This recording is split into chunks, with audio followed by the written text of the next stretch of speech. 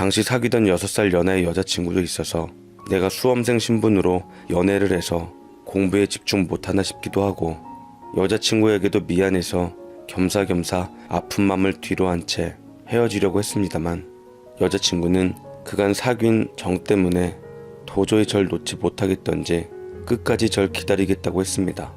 그런 여자친구에게 참 고맙고 미안하더라고요. 꼭 여자친구를 변호사 사모님을 만들어 주겠노라 약속했고, 부모님께도 자랑스러운 아들이 되고 싶었습니다. 허나 정말 쉽지 않았습니다. 꿈은 간절한데 경쟁자들이 너무나 쟁쟁해서 이루기가 너무 힘드니 속이 타들어갈 노릇이었죠. 저희 부모님께서는 두 분 다 공무원으로 근무하시다가 퇴직하셨는데, 사법고시 때문에 노량진에서 힘들어하는 저를 보시기가 힘드셨는지 기운 차리라고 한상을 차려놓은 후 제게 충고 아닌 충고를 하셨습니다. 현성아, 사법고시 공부하기 힘들지? 사람이 물론 원하는 꿈을 다 이루면 좋겠지만 설사 못 이룬다 하더라도 최선을 다했으니 그걸로 충분하다고 생각한다. 너 할 만큼 한 줄 주변 사람들 다 알고 있어. 그러니까 이제 그만하고 현실적으로 눈높이를 다시 보면 어떻겠냐 라고 아버지께서 말씀하셨고, 저는 이상하게도 심정이 힘들어서 그런지 그 말이 참 고깝게 들리더라고요. 하긴 고시 뒷바라지가 결코 쉬운 것은 아니었겠죠. 그렇지만 제가 능력이 없는 상태에서 감히 넘보지 못할 꿈을 꿔서 실패했다는 말로 들렸어요.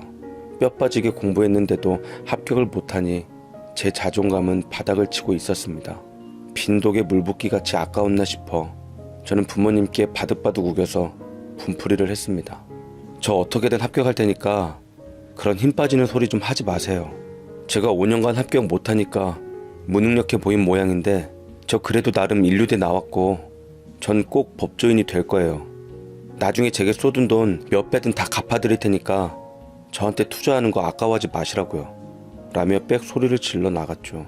말은 그렇게 했지만 뒤돌아서서 부모님께 왜 그랬나 후회했고 스스로의 한심함에 참 죄송스러웠습니다.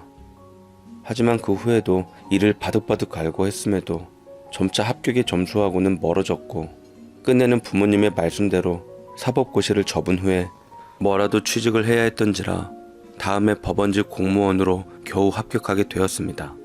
부모님께서는 제가 공무원이 되었다고 하자 너무나도 기뻐하시더라고요. 그나마 공무원 시험이라도 합격해서 부모님께 체면을 세울 수 있었으니 정말 다행이다 싶었어요.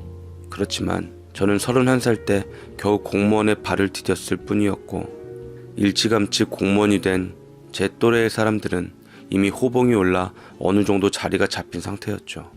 다들 공무원이라도 합격한 게 어디냐고 감지덕지 하라더군요. 요새 공무원도 워낙 치열하다고요. 어쨌거나 공무원으로 몇 년 근무한 후 저는 주얼리 디자이너가 된 여자친구랑 혼담이 오가게 되었습니다. 부모님을 서로 배워야 할 때가 오니 여자친구가 어두운 얼굴로 무겁게 입을 열더라고요. 자기야, 우리 아빠가 자기 얼굴 보고 싶다고 데려오라 하시는데 나는 사실 아빠가 어려서부터 창피해서 보이기가 좀 그래. 우리 집안 콩가루 집안인 거 알잖아. 우리 아빠 5년 전에 내가 다니는 학교 드나들다 우리과 선배 언니 꼬셔서 결혼한 얘기 했지? 그게 벌써 4번째 결혼이야. 돈 많으면 뭐해? 바람피던 아빠 뒷모습만 보다 돌아가신 우리 엄마 볼 낯이 없어. 유산 상속 문제만 아니었으면 나는 벌써 떠났을 거야. 여자친구 아버님은 사업가로서 굉장히 잘 나가시는 분이셨어요. 다만 여자친구한테 워낙 부정적인 얘기 들은 게 많아 만나 뵙기 전부터 벽이 생기더군요. 돈은 많았지만 사생활마저 존경받을 만한 인물은 아니셨던 것 같습니다. 아버님은 총 4번의 결혼식을 올렸는데 첫 번째 부인하고는 이혼하셨다 했고, 두 번째 부인인 여자친구 어머니와는 사별하셨고, 세 번째는 또 이혼, 그리고 지금 4번째 부인하고 몇 년 전 결혼하셨다 했습니다. 그리고 현재 4번째 부인은 여자친구의 과 선배였습니다. 무려 나이 차이도 30살이었죠. 참 그것도 능력이라면 능력이지만 전 좀 그렇더라고요. 다만 티는 못 내고 부모가 부끄러워서 눈물 맺혀있는 여자친구를 괜찮다고 위로하며 잘 알겠다고 조만간 찾아뵙겠다고 했습니다. 그리고 아버님과의 약속 시간은 생각보다 빨리 왔어요. 댁에 오라 그래서 찾아갔는데 서울 중심 한복판에 으리으리한 대저택을 짓고 사시더라고요. 여자친구가 워낙 자신에 대해 밝히기를 꺼려해서 저 역시 본가는 처음 와봤는데 상상 이상으로 부자인 것 같았습니다. 아버님이 제가 많이 궁금하셨던지 저를 머리끝부터 발끝까지 쭉 훑어보며 반갑게 맞이했습니다. 어디 보자. 네 놈이 우리 딸을 데려갈 놈이라 이 말이지. 오늘 기왕 왔으니 코가 삐뚤어지도록 마신 다음에 푹 자고 가. 곧 한 집안 사람이 될 사람인데 이런들 어떠하며 저런들 어때? 안 그래? 여보, 아주머니 시켜서 당장 술상부터 보게 라며 허허 웃으시며 호탕하게 말씀하시는데 인품은 좋아 보이시더라고요. 제가 취미로 관상 공부를 한 적이 있었는데 딱 봐도 술 여자를 끼고 살 것 같은 관상이었죠. 새파랗게 어린 장모님 되실 분이 술상을 들고 오며 잠시 인사를 했습니다. 우리 연경이 좀 잘 부탁해요. 내가 저번에 본 사람이랑은 다른 분 같은데 걔가 학교 다닐 때부터 워낙 소심해서 연애도 못할 줄 알았거든요. 근데 제법 엮이는 남자들이 많더라고요. 농담이고요. 아무튼 이런 걸 호박씨라고 하나? 안 그래요, 여보? 아내에 대해 은근슬쩍 까는 새파란 장모님의 말이 저 또한 거슬렸습니다. 오죽 취직하고 싶었으면 돈 보고 예비 장인이랑 결혼했나 싶었죠. 둘이 붙어있으니 딱 봐도 부녀 사이로 보이는데 영 깨끗하진 않아 보여 눈버린 느낌이 나더라고요. 아버님은 저를 앉혀놓고 술잔을 주고받은 뒤 분위기가 한참 무르익을 무렵 결심한 듯 말씀하셨습니다. 영경이한테 1차 합격했던 소식을 잠깐 듣긴 했다. 썩 안 될 놈은 아닌 것 같은데 이참에 너 결혼한 뒤 공무원 그만하고 로스쿨 입학해보는 건 어떻겠냐? 내가 그 비용은 다 책임질 테니까 다 그만두고 공부해서 합격할 자신 있으면 한번 해봐. 나도 판검사 사위 한번 봐보자. 무식하고 돈밖에 없는 장인이 아주 팍팍 밀어줄 테니까 이거 아니면 안 된다는 생각으로 지독하게 해야 돼. 순간 깊고 끝없는 사막을 걷고 있을 때 오아시스를 만난 것만 같았습니다. 이게 꿈인가 생시인가 누군가가 제 맘을 알아주고 이토록 가려운 데를 긁어준 건 처음이었어요. 물론 얼떨떨하고 당황스러웠지만 생각하면 생각할수록 가슴이 뛰어올랐죠. 법원에서 근무하니 제 꿈은 사실 더 간절했었습니다. 법원에서 숱하게 보는 판사, 검사, 변호사, 꿈을 이룬 그들이 미치도록 부러웠는데 저를 뒷바라지 해주겠다니 이런 달콤한 제안이 어디 있겠습니까? 그렇게 저는 든든한 처가에 뒷배를 약속받고 아내와 호화로운 결혼식을 올렸습니다. 다들 제 결혼을 축복했고 돈 많은 처가를 둔 저를 하나같이 부러워했습니다. 그렇지만 아내를 비롯한 저희 부모님은 제가 공무원을 그만두고 로스쿨 입학하는 것을 말렸습니다. 특히나 아버지는 부담이 되신 듯 걱정을 많이 하셨죠. 괜히 얘기가 시시콜콜 길어질 것 같아 말을 말았습니다. 욕망에 불이 붙어버린 저는 멈출 길이 없었죠. 그렇게 8개월간 로스쿨 입학 공부를 한 후 인서울 로스쿨에 당당히 합격했습니다. 후에 법조인이 될 때까지는 제 학비와 생활비는 장인이 책임지기로 해서 아무 걱정 없이 별탈 없이 공부할 수 있었어요. 허나 아내는 아버지와 정이 없어서 그런지 아버지 득을 보는 것 자체를 싫어했고 참다 못해 저를 불러 세우며 날서린 목소리로 카랑카랑하게 외쳤습니다. 자기야, 우리 아빠 도움은 그만 받자. 아빠가 거저 당신에게 학비와 생활비를 줄 사람이 아니야. 다 계산한 후 당신에게 고리대금 이자까지 똑똑히 챙기려고 이용할 게 뻔하다고.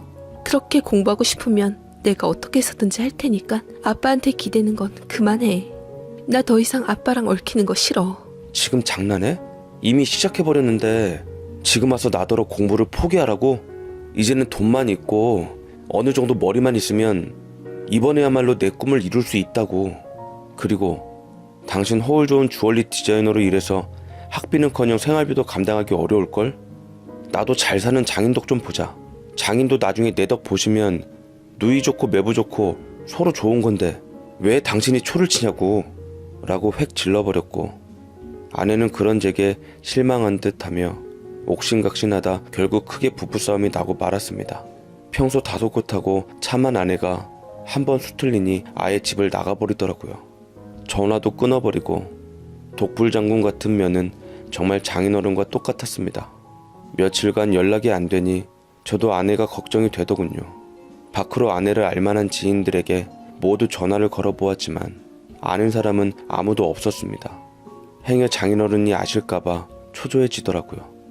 그러던 중 며칠 만에 제 발로 돌아온 아내는 완전히 딴 사람이 되어 있었습니다. 이제부터 당신은 당신, 나는 나. 이렇게 서로에게 간섭 말고 지내도록 해. 조금 시간을 갖자. 아내가 말했던 조금의 시간은 생각보다 길어졌습니다. 거리감도 생겼고 저를 피하기도 하고 냉랭한 기운이 감돌았어요. 서먹함이 곧 풀어질 거라 생각했는데 저 역시 공부하느라 바빠 집에 신경을 못 썼고 아내도 제게 굳이 관심을 두려워하지 않으니 우리 부부는 점점 더 벌어졌습니다. 특히 로스쿨 졸업과 변호사 시험을 앞두고는 제가 독서실에서 밤샘 공부를 해야 하니 아내가 뭘 하고 돌아다니고 있는 줄은 전혀 알지도 못했죠. 그리고 저는 마침내 꿈에 그리던 변호사 시험에 합격하게 되었습니다. 그 자리에서 대성통곡을 하고 말았어요. 저 드디어 합격했습니다. 제가 드디어 변호사가 된다고요. 이 모든 게 다 장인어른과 힘써준 아내 덕분입니다. 이제 그동안 절 희생한 대가에 대해 다 보상할 거예요. 최선을 다해 살아갈게요. 라며 양가 부모님, 특히나 장인어른께 힘주어 말했고 누구보다 기뻐할 줄 알았던 아내에게도 소식을 전했지만 그녀는 별로 크게 감흥이 없는 듯 꿈이로서 잘 됐네. 그렇게 원하더니만 이제 변호사 노릇하면서 당신이 원하는 대로 돈 잘 벌고 행복하게 살아. 남의 말하듯 심드렁하게 말하는 아내를 다시 붙잡고는 그간 서운한 마음을 달래주고자 있는 힘껏 꼭 안아주었지만 아내는 그런절 밀쳐내더군요. 정말 제가 꿈을 이루려고 노력한 사이 저라는 사람에 대해서 온갖 정남이가 다 떨어진 것 같아 아찔했습니다. 아내의 차가운 마음을 돌리려고 연애 시절 아내가 기뻐했던 서프라이즈 이벤트며 선물 공세며 이젠 누구보다 자랑스러운 아빠가 될 수 있을 것 같다며 아이까지 갖자고 했지만 아내는 대꾸조차 없이 절 무시했어요. 단순히 화가 많이 났나 보다 이렇게 생각했을 뿐이었는데 아내 딴에는 간단한 문제가 아니었던 것 같아요. 두려웠던 건 시간이 지날수록 남자만의 촉이 가동되기 시작하며 의심병이 시작됐던 것입니다. 언제부터인가 정신을 차려보니 아내는 더 이상 제가 알던 여자가 아니었습니다.